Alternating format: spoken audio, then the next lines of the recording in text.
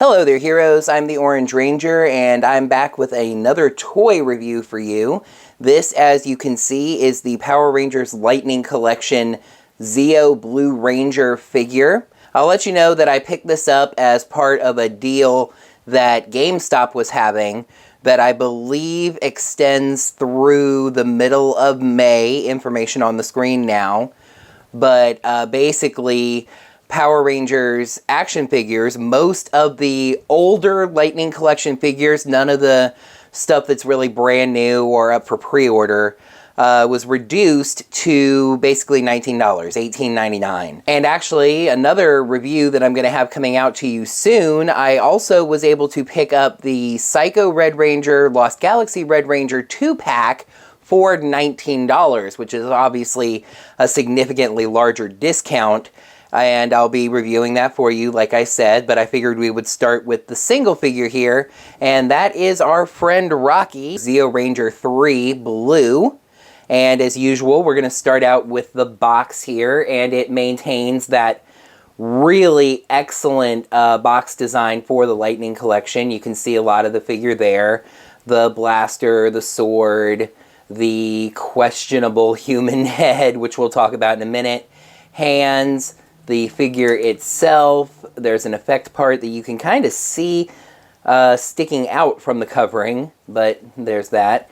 And then, of course, that excellent box art that has been made so much of for good reason. On the back there, a battle pose that we will try to replicate, as I always do. All right, let's go ahead and get this open. All right, here we've got the figure out of the box, and as you can see, it just really maintains the high quality of Lightning Collection figures. There's a couple of things I want to point out in detail that I'm going to, but just, you know, overall, this is such a good-looking figure. I love the shade of blue. It's not even necessarily a matter of it being accurate, it's just that blue is one of my favorite colors, which I guess makes sense because my favorite color is orange, and orange and blue are complementary colors. But blue has just always really popped as a color for me, and seeing it on this figure is excellent. As we get close up on the figure, I really like the silver outlining on the visor. Again, I know that's all just accuracy, but it's just, it makes it stand out, and it's a shiny silver, as little as that is. And then you see that detailing on the gold part of the suit right there. One thing I can point out here as well, I just like, it's not detailed, but the gold paint goes on this joint here for when this arm bends. It does it on the other side too. So I think that's a nice touch. Little paint foible up here with the separation on, I guess, the shield you would call it, on top there. That's a little blue into the white. Not sure how avoidable that really is. You get to see the blaster here. That's very nicely detailed and painted on both sides.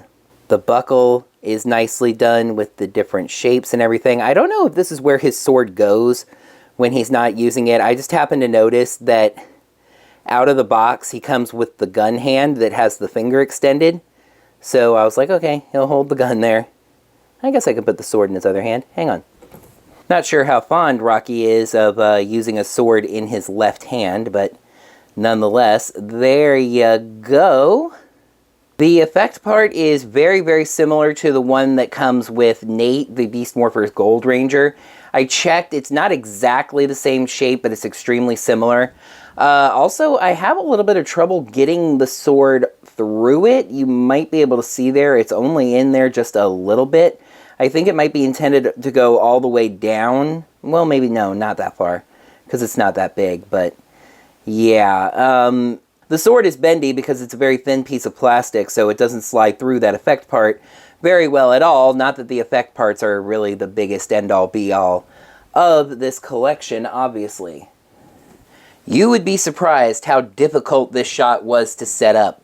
First, I tried to get him to hold the helmet on the in his left arm, and I just could not make that work. And for some reason, it works a lot better on his right side, and then the figure is hard to balance, which may be my shelves. I have got to invest in some action figure stands. But for the moment, this is what I have, and I've gotten this to work. And this, of course, brings us to the human head. And as I zoom this in a little bit to show you here, this unfortunately is about as close as I can get my camera to actually focus on the face here. I'll probably use a little bit of digital zoom in this case to get you closer to examine the details. Like I said, this is one of the rather infamous Lightning Collection heads. It doesn't bear much of a resemblance to Steve Cardenas, I don't believe. You can argue with me there if you'd like. It's a good enough face, and again, my camera's face recognition is locked onto it. So it, you know, it is a human-looking face, but I just don't think it bears all that much more than a passing resemblance to the man himself. There's just something about the texturing and the type of paint and whatever, along with some very minor texture detail, that just really makes this look like a suit as opposed to being paint, being plastic. It's just something I've really always admired about the Lightning Collection figures.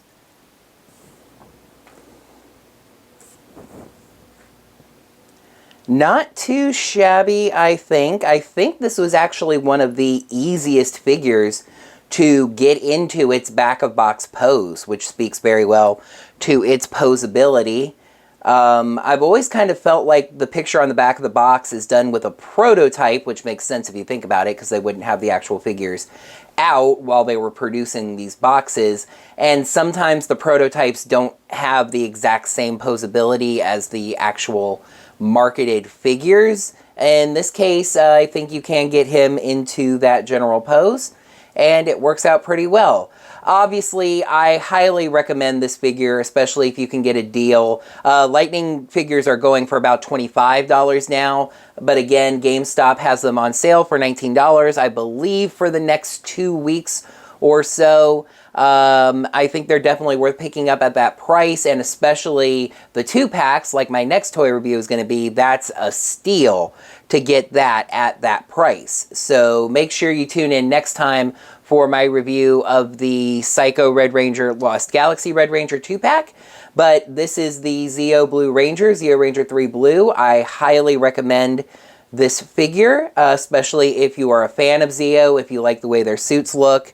It's a strong addition to your collection. So that's going to wrap up another toy review. Thank you all so much, as always, for watching. Now that the video's done, you can let me know what you think of this figure, as well as my review of it, down in the comments below.